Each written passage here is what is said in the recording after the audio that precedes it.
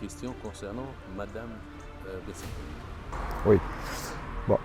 Siem Bessedrine est mon épouse, on est conjoints depuis presque un demi-siècle. Et bon, ça fait 45 ans plus précisément.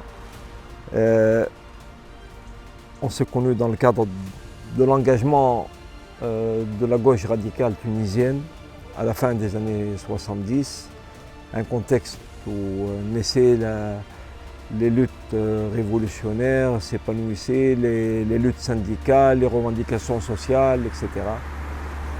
Et c'était aussi un contexte de genèse du pluralisme tunisien. Du pluralisme et il y a beaucoup de structures qui sont nées à cette époque. Bon. À part le volet politique, il y a aussi l'indépendance, la bataille pour l'indépendance de l'UGTT a été chèrement payée avec la grève des générales de 1978 et la répression qui s'en est suivie. Beaucoup de clubs culturels et la fondation de la Ligue tunisienne des droits de l'homme, des droits humains,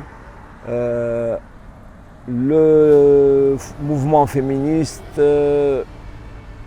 aussi la presse indépendante avec les journaux, Rail, Démocratie, et le phare surtout. Le phare du regretté cinéaste, grand cinéaste Abdel Behi, qui s'est sacrifié. Voilà donc le contexte. Siem Bessedrine a été dans pratiquement l'ensemble de ces processus. Elle a été cofondatrice avec Ilhem Marzouki du club de la femme Tahar Haddad. Elle a été aussi dans les cercles de droits de l'homme. Elle est devenue par la suite dirigeante de la Ligue tunisienne des droits de l'homme. Elle était dans le mouvement syndical. Elle a été à la commission féminine de l'UGTT. Elle a été dans le bureau de l'association des journalistes tunisiens. Voilà le profil de Siem Bessedrine. Par la suite, elle a participé à la fondation du Conseil national pour les libertés en Tunisie. Et après la Révolution, elle a été présidente du Centre de Tunis pour la justice transitionnelle. Et lorsque l'Assemblée nationale constituante a élu les membres dirigeants, le conseil de l'instance Vérité et Dignité, l'IVD, de 15 membres. Siem a été élue par ses pairs, les membres du conseil, comme présidente. Voilà. Siem est actuellement à la prison de la Manouba en vertu d'un mandat de dépôt qui a été émis dans des conditions assez douteuses, que rien ne justifie. Justement, aussi, on va parler un peu de l'affaire de l'IVD. Est-ce que c'est l'affaire de l'IVD ou bien l'affaire de Siem Bessedrine? Bon. Alors, vous savez que l'instance Vérité et Dignité a été combattue férocement. Elle a été calomniée, il y a eu des batailles, des campagnes médiatiques incessantes.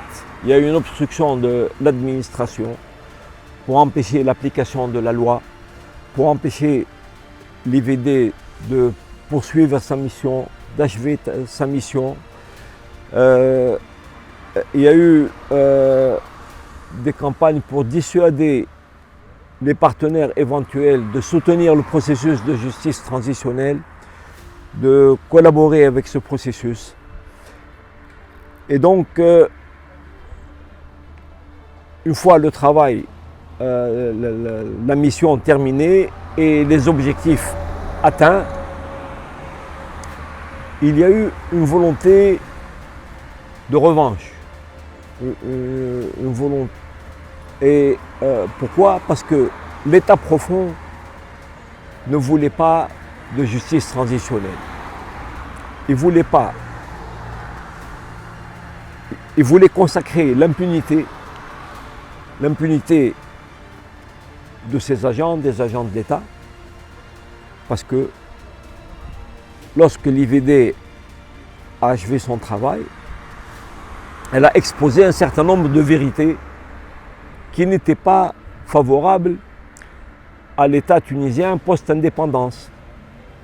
Et elle a révélé que l'État tunisien, en son nom, on avait commis beaucoup de crimes contre la population, contre les élites, contre des dissidents. Et principalement certains agents du ministère de l'Intérieur.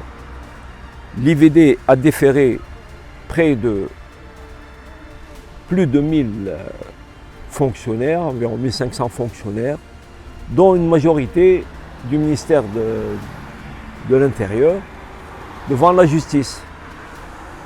Pourquoi ces gens ont été déférés? Ont déféré pour des crimes graves, pour des meurtres, pour des accusations de disparition forcée, d'enlèvement, de viol, de torture surtout, de spoliation, de falsification de documents, etc. Donc, l'État profond ne voulait pas de l'établissement de la vérité. Le deuxième volet, c'est que l'État profond était réticent à l'application des recommandations de l'instance Vérité et Dignité, et il y avait un refus de réformer les institutions dans l'objectif. Pourquoi l'IVD préconisait ces réformes? Pour qu'il y ait des garanties de non-retour. Et malheureusement, suite à cet échec, actuellement, tout le monde constate qu'il y a un retour à grands pas et de l'État policier, de l'influence de l'État policier, des pressions sur la justice et d'abord des résultats électoraux douteux ou connus à l'avance, avec des scores qui ne sont pas crédibles, et même une sorte de pouvoir personnel. Donc, on assiste à un grand retour. Bon, actuellement, c'est le constat qu'on peut faire.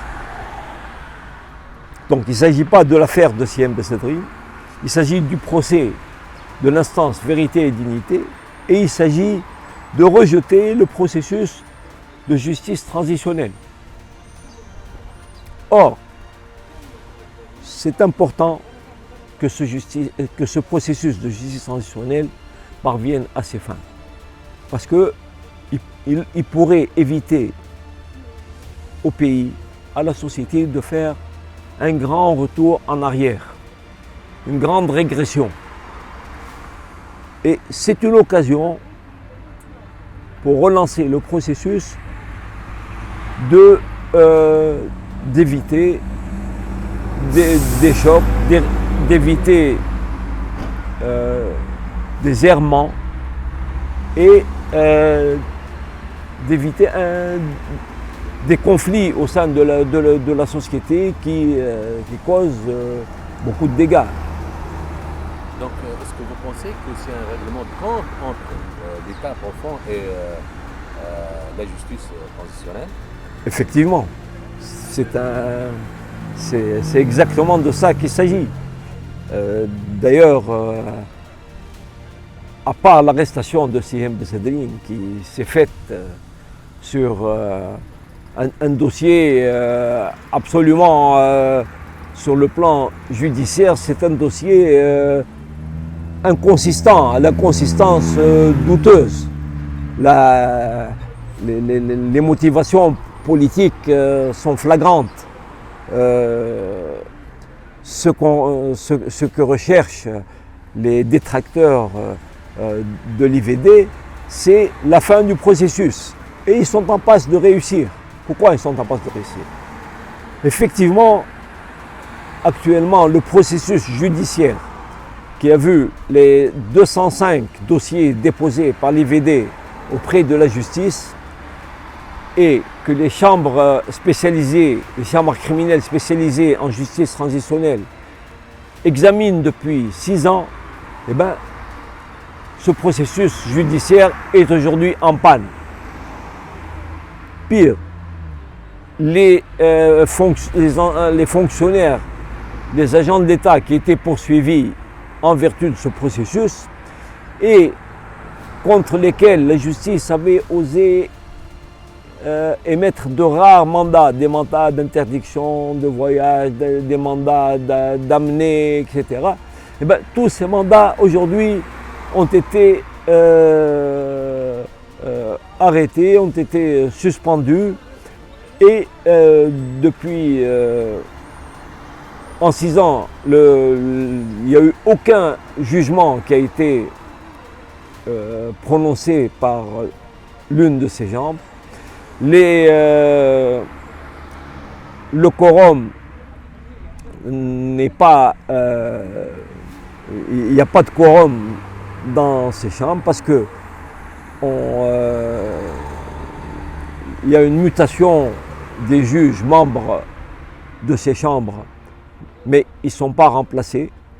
Il faut dire que les juges sont soumis à une formation de plusieurs mois, parce que c'est en justice transitionnelle, et ceux qui sont mutés ne sont pas remplacés. Et donc il n'y a pas de quorum. Et donc c'est une tactique de la tutelle du ministère de la Justice pour bloquer le travail de ces chambres sans formellement les supprimer. Mais on fait en sorte que ces chambres soient incapables de travailler ou d'avancer. Alors, on peut dire que c'est un déni de justice flagrant, que c'est une pression énorme mise sur des juges et qui met en doute leur indépendance. Deuxièmement, la loi prévoit que le gouvernement prend en considération les recommandations de l'IVD pour procéder à des réformes institutionnelles, pour justement mettre en place des garanties de non-retour à la dictature. Or, les recommandations faites par l'IVD sont totalement ignorées.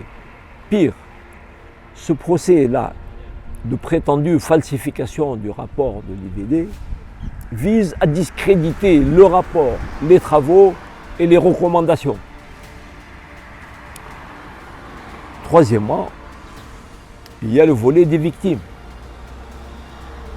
L'IVD a reconnu comme victimes à peu près 29 000 citoyens. Or, rien n'est fait pour que ces victimes puissent bénéficier des réparations prévues par la loi après plusieurs dizaines d'années. Et c'est comme aussi si la loi, si l'État profond voulait également se venger des victimes. C'est-à-dire, c'est une double punition. Et effectivement, les victimes sont ostracisées. Il y a des campagnes de disqualification contre les victimes. Et en même temps que l'État profond protège les criminels qui ont agi en son nom, c'est-à-dire les tortionnaires qui devraient être punis. Et c'est là une preuve, c'est que le processus est combattu et que ça nécessite, on a besoin d'une mobilisation pour sauver le processus. Simplement, ce que je peux constater, c'est qu'aujourd'hui, un certain nombre de courants intellectuels, de militants, d'associations se rendent compte que on n'a pas eu assez de garanties, qu'il y a un retour de l'oppression, de la répression, de l'influence de plus en plus hégémonique de l'État policier, d'un retour de l'État policier et des mauvaises pratiques. Bon. Et ils se rendent compte qu'il est temps de faire barrage. Or, un certain nombre de ces courants, certaines parties de cette élite, ces intellectuels, de ces dissidents, en leur temps n'avaient pas suffisamment estimé l'apport et le soutien qu'il fallait accorder au processus de justice transitionnelle et à l'IVD. Dès que les campagnes d'ostracisation de l'IVD ont eu l'impact auprès de cette élite. Et actuellement, si on pouvait relancer la mobilisation autour du processus de justice transitionnelle, on économiserait beaucoup de... ça serait un processus qui aurait un moindre coût. C'est la voie la plus facile pour sauver les institutions démocratiques qu'on avait tenté de mettre en place et de faire barrage aux velléités de retour de la dictature. Donc c'est important que les gens se rendent compte qu'ils disposent d'un outil, qu'ils disposent d'une voie et que la justice transitionnelle, le travail de l'IVD avait révélé beaucoup de vérités qu'on ne voulait pas exposer au grand jour, de vérités cachées. Voilà. Actuellement, quelle est la position exactement de CM du dossier, de l'affaire, du procès?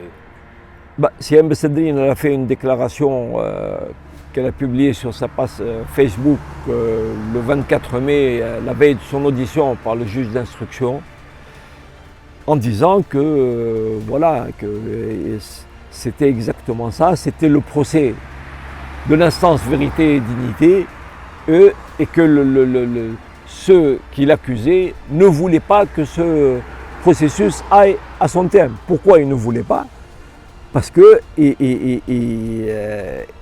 n'avaient pas intérêt à ce que les vérités soient révélées, parce qu'ils voulaient poursuivre dans les mauvaises pratiques, dans les manipulations et dans les malversations et dans l'impunité la plus totale. C'est-à-dire il y a un pas vers le non-dévoilement de la vérité. Exactement. Il cherche à travestir la vérité. Il cherche à travestir la vérité. Vous savez qu'il y avait, au temps où l'IVD travaillait, par exemple, il y a eu un blocage, une campagne, pour empêcher l'IVD à accéder aux archives de la dictature. C'est-à-dire qu'il n'y avait pas de changement. C'est-à-dire Au niveau politique au moins. c'est-à-dire que la volonté politique était défaillante. Alors que la loi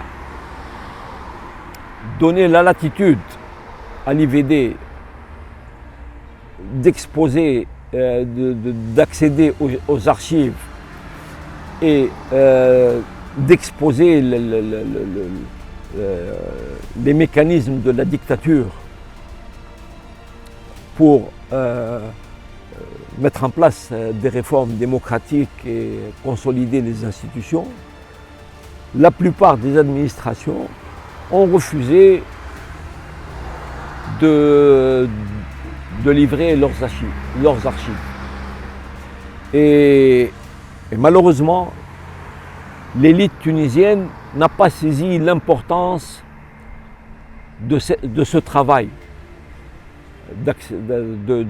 d'accès à la vérité et de connaissance des mécanismes de la dictature. Et en fait, c'est l'exemple même de la manipulation médiatique qui s'est produite.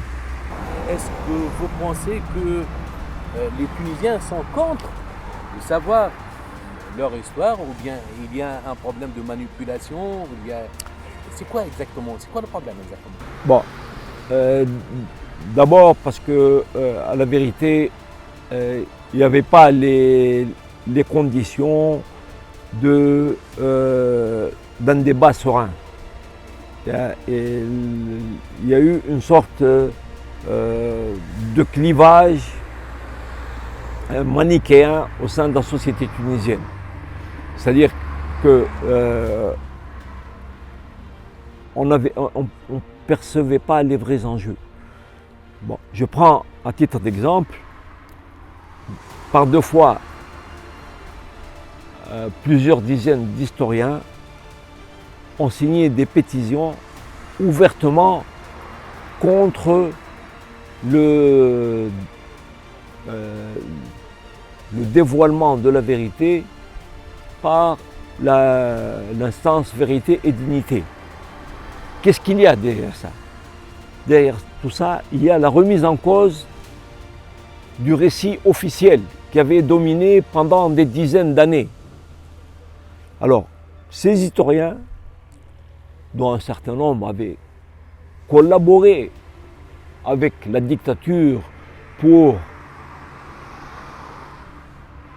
élaborer ce récit officiel, et c'était une doctrine d'État. Et alors, lorsque ce récit officiel a été remis en cause, ça a bouleversé un certain establishment. Bon, les choses sont allées beaucoup plus loin que ça. C'est-à-dire qu'on a mis en place, on a essayé d'établir que l'accès aux archives de la dictature équivalait à une atteinte à la souveraineté de l'État et ou à un problème de sécurité nationale. Il y a eu des amalgames grossiers qui ont été faits. Et sur ce dossier-là, spécialement, on peut dire que l'élite tunisienne a manqué de sagacité, a manqué de perspicacité. Et aujourd'hui, tout le monde en paye les frais. Ma dernière question, c'est concernant y a-t-il un mouvement de soutien au CM soit à l'échelle nationale ou internationale, le paysage du soutien exactement? Bon, actuellement, sur le plan national, la société civile s'est mobilisée, mais vous savez comme moi que la société civile subit une dépression, il y a des poursuites, il y a des enquêtes, il y a des menaces, et donc là aussi on n'est pas dans la sérénité la plus totale. Mais il y a une mobilisation très importante pour défendre le processus de justice transitionnelle. Il y a une coalition qui est assez solide. Sur le plan international, la déclaration du haut commissaire des Nations Unies aux droits de l'homme, M. Volker Turk, qui a dénoncé les attaques contre les libertés en Tunisie, contre la démocratie, a consacré un paragraphe assez intéressant, remarquable, pour défendre la justice transitionnelle et souligner son importance. Il faut dire que le Haut Commissariat des Nations Unies a été un partenaire solide dès le départ de l'expérience tunisienne en justice transitionnelle. Et que l'attaque contre le travail de l'instance Vérité et Dignité est aussi en même temps une attaque contre les mécanismes internationaux. Et il y va en quelque sorte du crédit de ces institutions. À la vérité, c'est normal que ces instances se mobilisent parce que la Tunisie avait l'ambition de devenir une école. Et effectivement, la situation tunisienne peut se réformer, on peut induire un cercle vertueux à moindre coût, à moindre frais. Tous les ingrédients sont en place. Il manque deux choses. Il manque une vision précise et une volonté politique. Bon, je pense que c'est possible de relancer un processus qui pourrait avoir de l'impact sur les pays voisins dont la situation est beaucoup plus détériorée. En Libye, il y a eu une guerre civile. En Égypte, il y a eu une répression sanglante. Au Soudan, c'est une guerre civile qui n'en finit pas. Au Yémen aussi. En Tunisie, franchement, on peut réinitialiser un cercle vertueux et décoller des illusions de retour en arrière et des élections à des chiffres irréels et incrédibles et des choix qui sont absolument irréalistes, et on pourrait revenir à la réalité des choses et respecter les ambitions de la Tunisie et l'intelligence de son peuple. La société tunisienne ne mérite pas un retour en arrière ni de sombrer dans la décadence de nos jours.